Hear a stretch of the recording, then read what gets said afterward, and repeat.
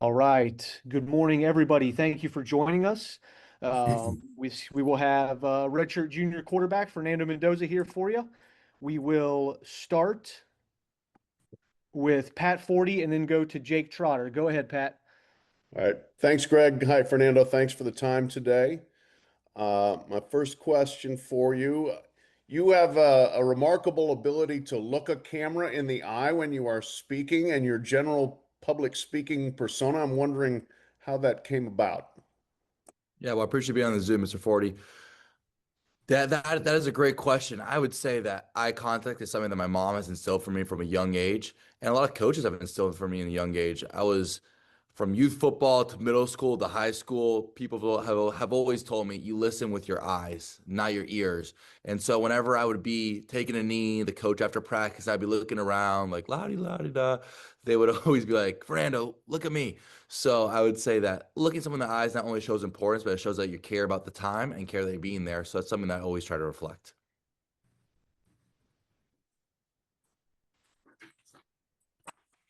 Yeah. Hey, Fernando, can you take me through what it's been like having your brother at your side through the season? And then can you detail the pride that you two guys have in your Cuban family roots? Definitely, yeah. I think it's been such a fantastic experience. Myself and one of my main pillars is always staying in the present moment in order to make the most of the present moment because the future is just a whole string of nows. However, playing my brother college football is something that when I'm 6 years old, I'm able to look on and I think take great fulfillment in. Take great fulfillment in and have been able to share such a great and special experience with Alberto. And not only do Alberto and I play football, not for ourselves, not for this fulfillment and satisfaction of ourselves. We have a lot of whys why we do it for. And one of the whys is our mom. And another whys is our entire family. And our entire family comes from a Cuban background. All of our grandparents were born and raised in Cuba. So that is something that we always take deeply to heart. Alberto and I have actually visited Cuba one time back in high school. And so that is something that's always in the back of our mind is not only playing for ourselves, but playing for more, whether it's our family, our nationality, or God. All right. Next up, we'll go to Mike Nislek and then RJ Young.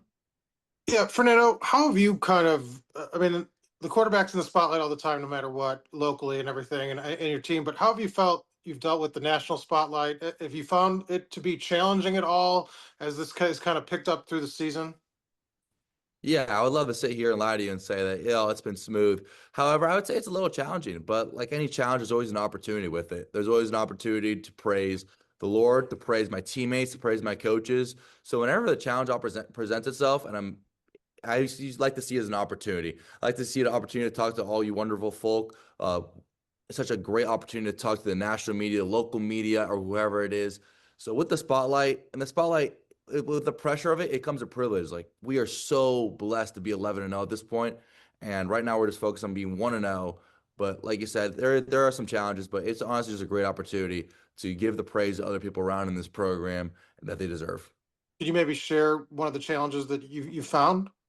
Yeah, I would say not this Zoom specifically, but throughout the entire season, as the season ramped up, and really after the Illinois week, there's a lot more media requests that we got from our team, and I wanted to shout out Mr. Campbell for helping us, for helping myself instead of front loading my media, saving to the bye week, so I'm able to maintain my normal Monday, Tuesday, Wednesday, Thursday, and Friday routine that's been working, and so I'm able to keep that consistency rather than throw a wrench in the schedule where I need to take a 2 hour off for a media interview, which is fantastic because, we want to highlight the IU program, want to highlight our teammates, and honestly, I want to highlight, just what we're doing here in Indiana.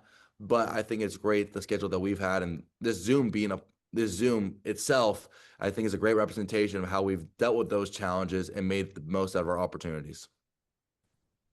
Go RJ and then Chris Camrani. Fernando, I've heard you mention your mom a couple of times and her being your why. I wonder if there's an anecdote you could tell us about when that became very, very clear to you that your mom was going to be your why playing football. Yeah. First of all, thank you, Mr. Young, for being on the Zoom. Really like your stuff. So my mom, she was our always my inspiration in life from a young age. She was the one who taught me to throw a football. She was an amazing athlete herself. She was actually a tennis player at the University of Miami. And throughout a young age, she was always there by my side. She was the overprotective mom per se. And she has always been a positive light inspiration before and after MS. And to see her maintain that positivity and light throughout what she's struggling with, it's never gave myself an excuse to ever have a bad day, whether it's a bad lift, bad practice, or bad game. When I see her and what she goes through and how she's fighting, how hard her fight is, I'm never ever in a situation where I think that I can feel down on myself and not have a positive attitude and a smile on my face. And with her, it's always that unwavering belief. There's an interview that I saw that Tom Brady said that there's all the greats always have someone with unwavering love and confidence in that person, whether it's a parent, whether it's an uncle, whether it's a brother or sister. And I think that person for myself is my mom. Not saying by any means that I'm a great or anything like that. But I would say that she's been a huge part of my success. And someone like that has been a huge part of a lot of people's success in the past, whether it was in high school when I was crying on my bed because I was like, wow, like I really want to play college football. I think I'm better than a lot of these kids, but I'm getting no offer. She's like, oh, don't worry, your first offer is going to come. And then it was Yale, and I was fantastic. It was like one of the best days of my life. And then after that, she's like, you're gonna get a Power Four offer. And I'm like, mommy, like FIU and FAU aren't even offering me. Like, how am I get a Power Four offer? I'm out here. I'm just grateful for D1 FCS offer, and then I ended up coming. And whenever I got in first at Cal, she's like, you're gonna do great. You're gonna help turn that program around. I was like, I don't even know. I know, like, I'm on the sideline here. I don't even know if I could play. These guys are moving so fast. And so whatever she said has came to light. And I just can't thank her enough for everything that she's been a part of my journey. And that is really my why. Both of my parents are my why, because my dad and my mom are such great inspirations, role models to myself. But just really just the pillars that my mom has instructed me from a young age with that unwavering belief and confidence in myself has really exponentially increased my success here in the football space. We'll go to Chris and then Mike Merritt. Hey, Fernando, in the history of college football, we've had one player of Hispanic or Latino descent who has won the Heisman Trophy. That was Jim Plunkett back in 1970. We could potentially see two players of Latino and Hispanic descent be nominated for the Heisman Trophy with you and Diego at Vandy.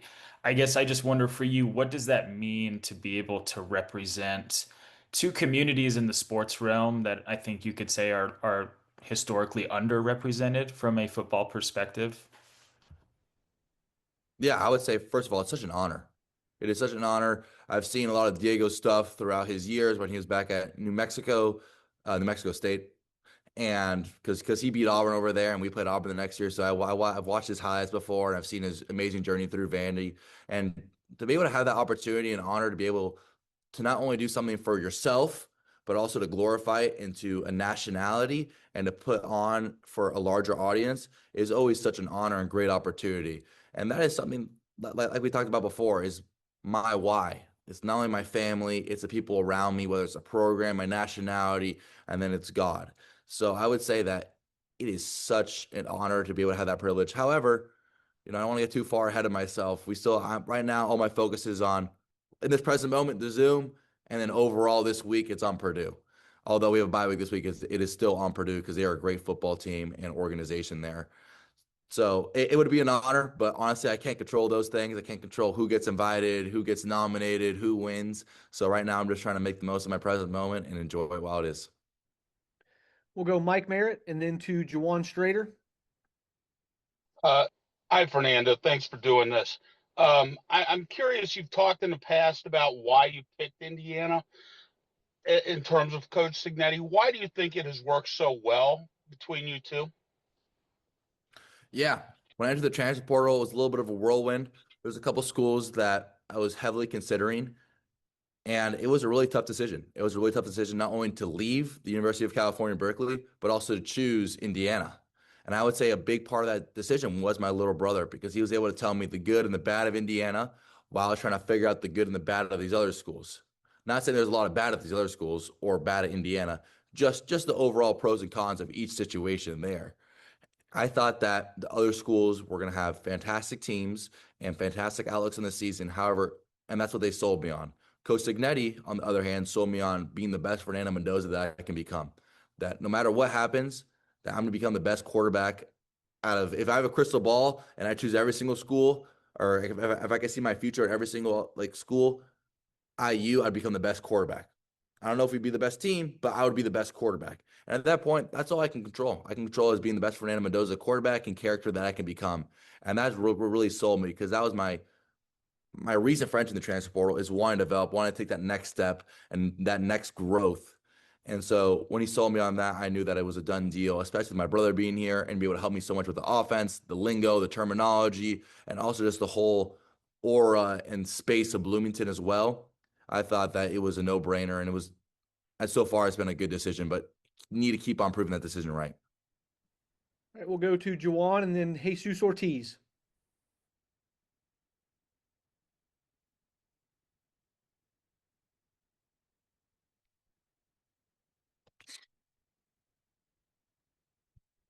Juwan, you there? Can you hear me? Yes. Okay, there we go. Fernando, first of all, thank you for doing this. I'm going to interview your father and Coach Dunn here in about 2 hours at your Love it. at your high school. So I'm going to be talking to them here shortly. But thank you for doing this, man. Really appreciate it, especially being a Hoosier alum myself from a class of '95. I got to ask you, how does it feel not only to represent Hoosier Nation, but to represent South Florida on such a big stage? Yeah, Hoosier Nation has welcomed me with open arms. Ever since I got here, it's always been, everything's been positive. Everything's been positive, and it's such a warm and cozy town in that feel where it's such a tight community. Whether it's a football player, basketball player, or student, everybody's always welcome, and it's always positive support. For myself, I haven't received any negative backlash, which is huge, especially at such a high football program that, sometimes if there's an off game or something, you never know. But I would say that Hoosier Nation has really welcomed me in as one of their own, and I can't thank them enough for it. And it's really meant a lot to me and my family throughout this entire season, more than anyone could even imagine. South Florida, I believe, is the hotbed of football.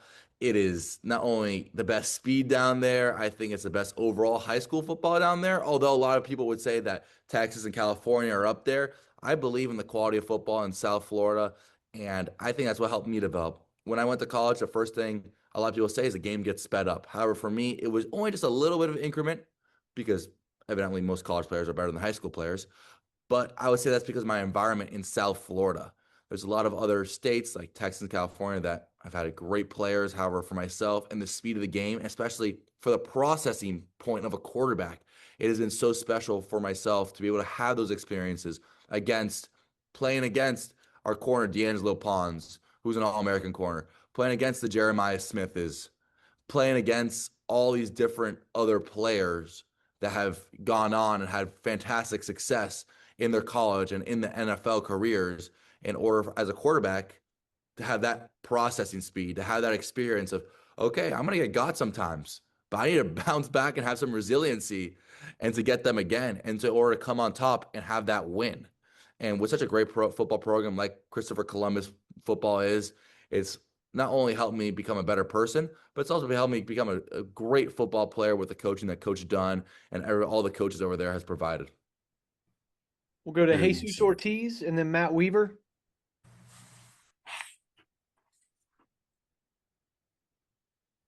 Fernando, first of all, congratulations. I'm going to try to sneak in two questions here. The first one being just a couple of weeks ago, Marcel Reed was praising you, praising your personality, and telling us that you guys had a great summer together training. I want to know if you could share a little bit about that personality and if there's a memory that really sticks out.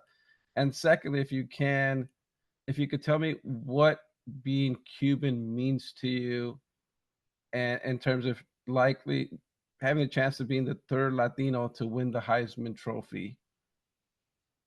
Yeah, first of all, Marcel and I were able to train for a weekend over the summer, and he was a great guy. I known his success at Texas A&M and that he was one of the emerging college superstars, and I was able to see it on the field. When we were playing and training on the field together, we were not only having a great time, but I was able to see what a fantastic player he is. After we worked out, we actually stayed the same quarterback trainer's house together. And it was great, watching, playing NCAA together, the video game, talking, hanging out. He's just a really good and genuine guy. And what you see is what you get with Marcel. It's not some type of persona or, front that he puts on. He is really just a genuine and nice guy. And that's something that I've been so excited to see his success, just because obviously he's a great football player. I mean, he's in the Heisman talks and his team is doing fantastic at A&M, but also just what a great guy he is as a person. And that's a guy that, I would like to hang out with, that I like to hang out with, and that I would like to hang out with again, whether it's just getting dinner, whether if you play football or not, that's a guy that you would like to hang out with and kick it with. All right, we'll go Matt Weaver and then Joe Cronin. Hey, Fernando, how's it going? Doing great, Mr. Weaver. You mentioned this week, excuse me, in an interview that one of the things that Coach Signetti in Indiana told you on was when you come here is being the best version of yourself, the best Fernando Mendoza. Where do you think you've improved the most as a player, and how much is I'm sure he's been a big part of it, but what has Coach Whitmer meant to you and your improvement since you came to Bloomington? I don't even think I can put it in words how much Coach Whitmer has meant to me, not only on the physical standpoint, but also the mental standpoint of the game. He has been such a blessing and honestly one of the huge reasons that I've been having the season that we've had so far, especially from a quarterback play standpoint. He's really helped me become from a raw prospect to more refined. There's still a long way to go. You see, there's this half of the screen to go, a long way to go. But we've went from here to, I would say we've made a good jump. We've made a good jump. And Coach Whitmer, whether it's honestly basically hanging out the entire, summer day, watching film or talking on the phone, talking about footwork, it's been such a blessing for my brother and I and the entire quarterback room to have Coach Whitmer be a part of it, as he's such a great coach, not only physically with technique but he's so smart off the field mentally. He reminds me of like one of these young superstar coaches, like a Sean McVay. And so to have him there be my quarterback coach and to help have his input in the offense, along with Coach Signetti and Coach Shanahan, Coach Whitmer has really stepped up above and beyond and helped myself become the best Fernando Mendoza. And we're still on a long journey. We still have a long season to go and a lot of improvement to do. But to have him has been truly special. And I think that just the overall understanding of the game, the footwork, the timing, the anticipation, and how good players never get bored. You don't need to be a superstar. You don't need to make a Superman play. You just need to make the right play, the right read, with the right timing, with the right technique. And so those are the things that he's really harped on myself. I'm taking it one play at a time. That has really helped myself exponentially grow this year. We'll go to Joe Cronin and then Pete DePremio. Hey, Fernando, good to see you. When you have a bye week like this, obviously everything is so focused on the present and what's upcoming. But have you been able to reflect on maybe a moment, a play, a game this season where the guys in the locker room, really felt that this team had something special brewing? Yeah, it seems like for this team, there's a new moment every single week. Whether it was Iowa, Oregon, Penn State, or any of the other victories that we honestly played really great team football. So there's a lot of memories that I really do enjoy, but I would say it's just the whole season of resiliency and using our superpower. And our superpower is playing together. And that comes from not just hanging out in the locker room, hanging out outside of football, and just really being close and really a band of brothers together by not only caring about the football players as teammates, but also caring about the football players as brothers. And so I think that's really helped us. That has really established his team as a one heartbeat operation. All right, we'll go to Pete DePremio and then Jim Coyle. Yeah, hey Fernando. Again, thanks for taking the time. I'm kind of curious. It seems like the best players are at their best under adverse conditions. You've had some games where there's been an interception, a sack, and it seems like then your resolve really kicks in. Can you kind of talk about the process and how you approach those, some of these end of game situations? Yeah, I grew up watching my football idol, Tom Brady. He was the man, and he thrived in those resilient situations. And someone who's dealt with a lot of adversity in high school, in the recruiting process, that's something I've always been able to fall back on. I would say like there's been a lot of games, especially at Cal, that I've been punched in the face before. Not literally, but some adversity were to happen like that. And that has been a great learning lesson for myself in order how to respond to that punch. And when they give you a jab, to duck, and you might get hit by the jab, but you're going to give them an uppercut and knock them out. And so I would say that the resiliency is a huge part of my game, and it's really about the mental performance. I meet with a mental psychologist, a sports psychologist every week, and I think that's helped my game exponentially as we're always focusing on what can we control. The next play is what we can control. That's the most important thing. You can't control the last play, no matter how hard you think or how hard you try. There's no time machine that you can go back in time. So I would say it's all about being grateful and having gratitude in the present moment, allowing your nervous system, whenever you're nervous in those pressure situations, in order just saying, hey, that's my body getting ready. That's my body that's going to play better in these situations because it's giving my body essentially like more energy and more focus. And then it's really just controlling the controllables in the present moment rather than looking at the surroundings, whether it's Penn State, Oregon, or Iowa, that the stadium's absolutely rocking and the ground shaking, to really just focus on the present moment and your technique and what you can control that play. Okay, thank you. We'll go to Jim Coyle and then Daniel Flick. Fernando, thanks for your time, first of all. Kurt Cignetti has had a lot of success with quarterbacks, and you're the latest, of course. Great year last year for Curtis Rourke. But what is it about Kurt and what he does with the quarterbacks? I know it's not just Coach Cignetti, but you get a lot of input from a lot of coaches. But what is it about him with the quarterbacks? What does he give to you that is just that something that was missing to your arsenal? Yeah, I would say that I get a lot of coaching from the other coaches. Like you mentioned, Coach Whitmer and Coach Shanahan have both been great football mentors myself. I would say Coach Cignetti is a great institutionalizer. And when the team's better, the quarterback plays better. And that's something that he always does. He always holds us to a high standard, whether it's the quarterback position, the offensive line position, or linebacker position. And so that standard raises the tide for everybody. And I would say that's what makes so many quarterbacks successful is whether people want to say it or not. Being a successful quarterback, not just a talented one, is a lot by situation.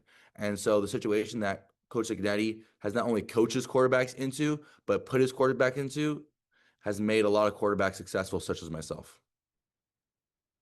We'll go to Daniel Flick and then Seth Toe. When you look at kind of handling that Heisman hype, what advice have you heard that's really helped you just, kind of really stuck throughout that process of handling that?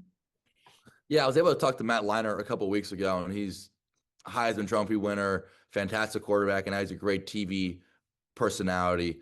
His advice was similar that I got from a lot of others, but his really stuck with me is this only happens once.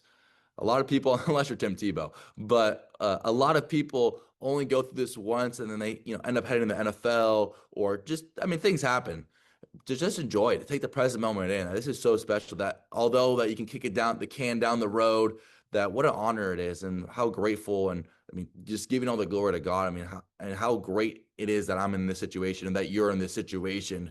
And so whenever I hear about it, I'm thankful about it. I don't have anxiety looking forward to it like, oh, what's going to happen here and there? What if? I'm just like, wow, that's so cool. I never thought that I'd be at this moment, at this point. I just got to be grateful for it and keep on chugging because all that matters is this bye week and Purdue. We'll go to Seth and then to Sammy Jacobs. Yeah, Fernando, just when you played football in the backyard growing up, just what did you kind of picture your future in the sport looking like? Like, was, the being, in this Heisman race, like, was that something you kind of dreamed about growing up, playing in the NFL? Just what did you kind of picture your journey looking like when you were a kid? Yeah, I've always been a huge football fan. Always been a huge college football fan, high school football fan, and NFL fan. And whenever I was in the backyard playing with Alberta, we'd always make up situations where it was high pressure situations, whether it was University of Miami against the University of Florida or in the national championship or the Patriots against the Dolphins. Whatever the situation was, it was always a high pressure situation. And I think that's really helped my game a lot throughout. I know it sounds silly because it's in the backyard and it's not like actual schematic football, but I think that's helped myself a lot throughout my journey. And I always hear a lot of people that come back to whenever I was in preschool, kindergarten, not preschool, but elementary school, middle school, or high school, saying just work hard, anything's possible. And at that age, you always take it like, okay, cool, yeah. Did I ever think this was possible if I had to bet money on it? No, but it's so great what God's plan is and what you could do with a strong work ethic and a great support cast around you. I wouldn't say that this is, the pinnacle of my career by any chance. I think I still have a long way to go. I still think I'm a raw quarterback prospect. However, it's been great to be a part of this opportunity. And, at a young age, I didn't have a young crystal ball. I wasn't this young prodigy who was, a 5-star coming out of high school or the next big thing. But I would say that I'm just so grateful to be in the position that I am right now, and just can't thank the support staff I have around myself enough, and can't thank the Lord enough. All right, we'll take two more. We'll go Sammy Jacobs and then to Eli. Fernando, thank you for taking our questions today. Coach Signetti said you guys needed the bye week. How do you balance getting enough rest, both mentally and physically, and keeping sharp? And then also you have Purdue coming up. Have you learned the significance of that rivalry? Can you feel it in the building? And what's your take on just playing for the old Oaken Bucket? Since I've got here, everyone's always talked about the Oaken Bucket, talked about the rivalry with Purdue. A lot of people here are calling them Purdon't. However, I've never played them, so I can't call them anything because they're a great football team on film, and they're something to be taken extremely serious. And watching them on film, they're a really good football team. They're a really good football team. It's going to be a tough, gritty match. I think the weather conditions, it might snow over there, which would be really interesting. And I just can't wait to get a bite at the rivalry, just to be able to experience it, be able to play in it against such a great team, such a great defense that they have. And it's such an honor. It is such an honor to play Purdue, and not only to get here, but see the Purdue rivalry within basketball, which is a huge rivalry, in football, and really just see the alumni and how they harp on it, and really just can't wait to keep the Oaken Bucket and control the controllables in order for us to do so.